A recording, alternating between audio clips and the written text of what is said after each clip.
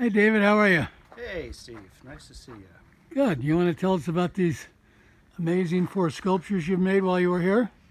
So these sculptures, which I'm titled the Buffalo Creek Quartet, is a series of four sculptures, and they're meant to sort of be one sort of expression with four different sculptures. So they're each the sum is greater than the total of the parts, and a lot of people say when they look at my sculptures, they see a lot of music in them, a lot of rhythm and music, and which makes me feel good because I think that they're really coming from a place in me which is I like to call my emotional center. It's not up in my head. I don't like to kind of work with ideas. I'd rather come from a little lower in my being.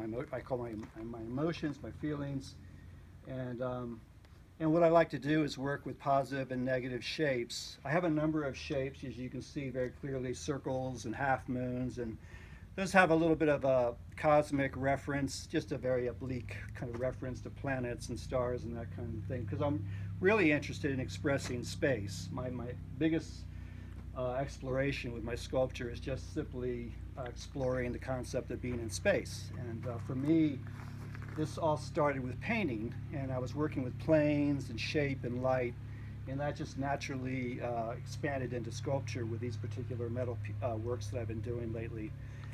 Now, we moved these outside so you could put this patina on them. You want to talk about that?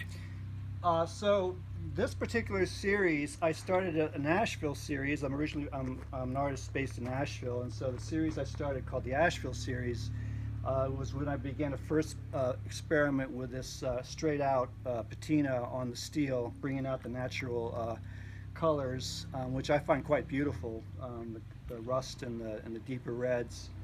And I was very excited to take that approach out here at Buffalo Creek and have its own unique expression here. So what I found is I was adding the patina layers to these sculptures.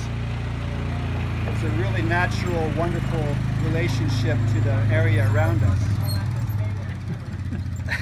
Looking out at the hills, and you see all the canyons and the rivulets and where the water has rushed down. You can kind of see that echoed in the patina on these sculptures. So I think they have a nice connection to the earth here, which I was aiming for, and I'm happy to see it came out in that way. So. Well, that's great. You want to take a second or two and tell about your background? So I'm originally from the Washington, D.C. area. I spent a lot of time down there at the Smithsonian museums. The NGA, the Hirshhorn Sculpture Garden was a favorite. The NGA now has its own sculpture garden. So I was really affected by a lot of those works I saw, David Smith, Tony Caro, some other major sculptors that really had a real big impact and influence on me. And then I spent some time up in Brooklyn, New York. I was in the art moving business, saw a lot of art in my lifetime, which helped me to really formulate my own approach to sculpture. So I think my sculpture hopefully is a continuation of the modern thought. You know, I like to think of my sculpture, I'm a sort of a neo-modernist modernist. You know, I like to think of my work as continuing that line that David Smith and Anthony Caro and some of those sculptors perpetuated or started. So. All right, well, great. Well, thank you very much. All right, well, thank you.